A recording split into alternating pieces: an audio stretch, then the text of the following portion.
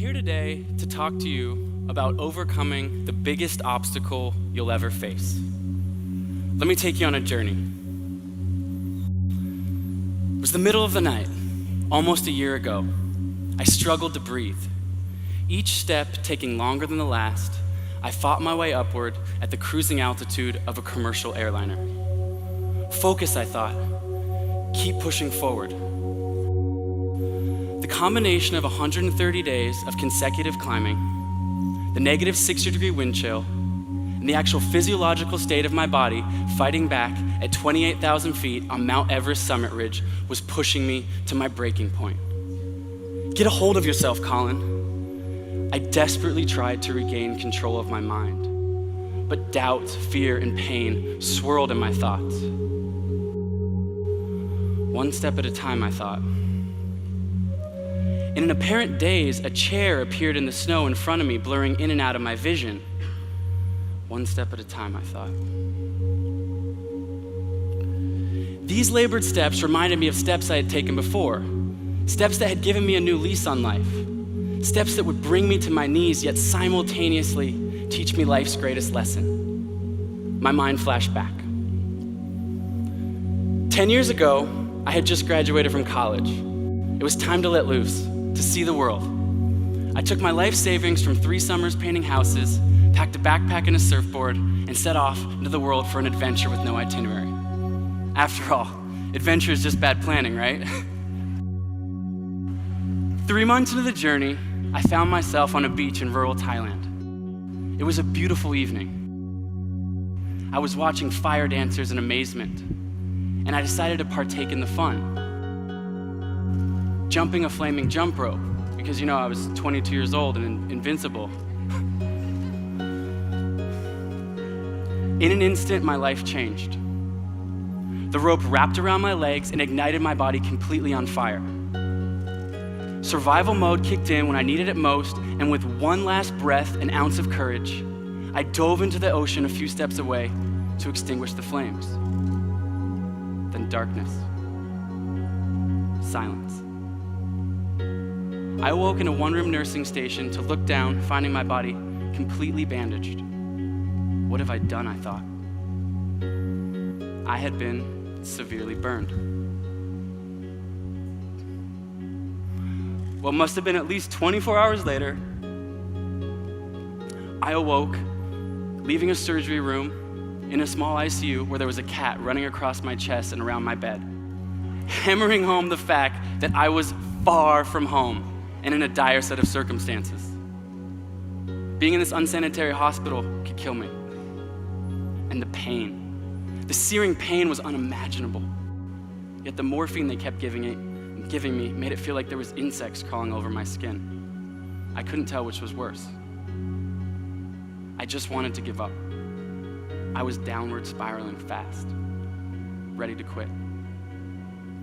Thankfully, 5 days in this ordeal, my mother arrived to be my protector.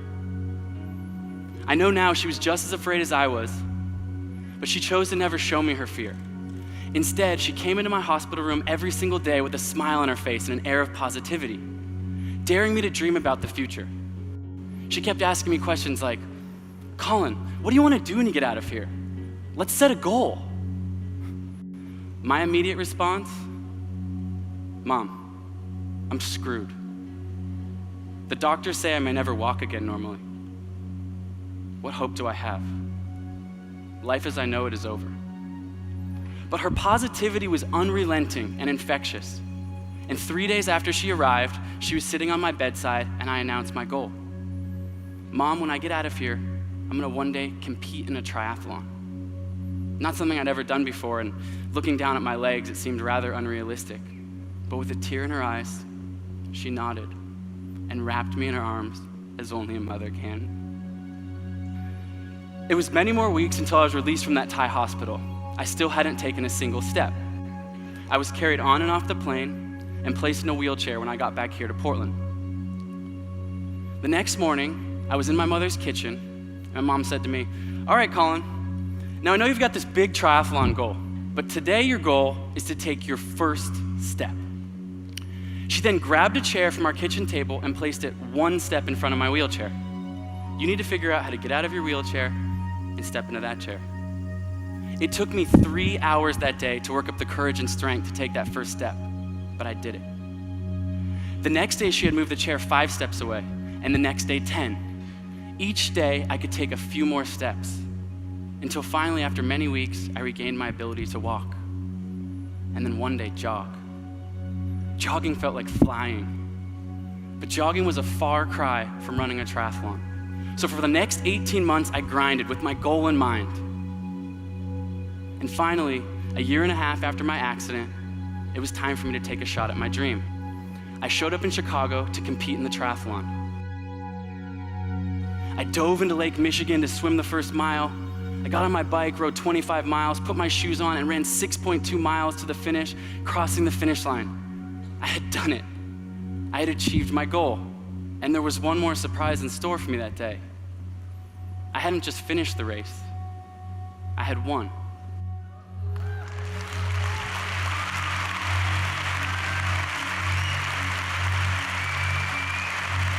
Thank you. Placing first out of more than 4,000 other participants. The first thing I thought about were those months in the hospital, imagining what would have happened had my mom not forced me to look towards the future and set a measurable goal. Through this tragedy, I'd learned an invaluable lesson. I had learned that life will test us with setbacks, but these situations aren't permanent. We have full control of our choices to keep moving forwards one step at a time. I had learned that we all have reservoirs of untapped potential and can achieve great things. The biggest thing standing in our way? Our own minds.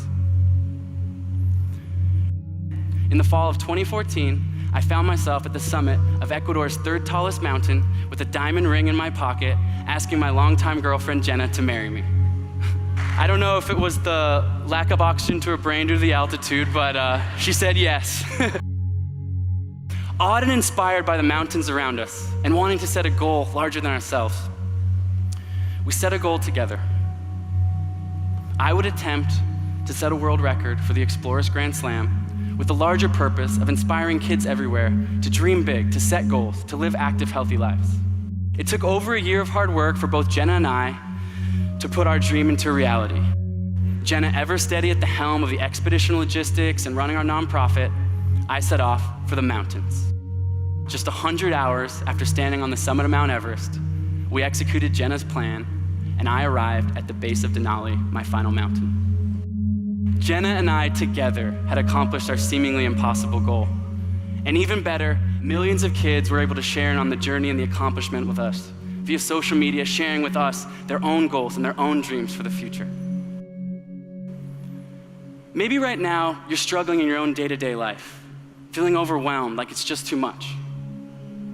Or maybe you have a great idea for a business you want to start, or an innovation at your current job, but people keep telling you it's not possible. Or maybe you've been badly injured in an accident, and you're not sure that you can recover from it. You see, tragedy and other great obstacles befall all of us. And in these moments, our minds are flooded with doubt. We ask ourselves questions like, should I give up? Is this even possible? Or why me? Leading us to a negative mindset. But we don't have to stay there. The only question that we have when facing great obstacles is, how will you respond? You have a choice. And when you shift your mindset towards the positive, you will quickly realize that there is a reservoir of untapped potential waiting to be released by you. Look, I'm just a regular guy from Portland, but I can confidently tell you this. Achievement is not for the select few. Achievement is simply for those who never quit. It is for those who set goals. It is for those who put the most steps in front of the others. Achievement is for those who can overcome the greatest obstacle of all, their mind. So set a goal. Take the first steps. The chair is right in front of you. And when your steps get you there, push the chair further. Remember this story. Thank you very much.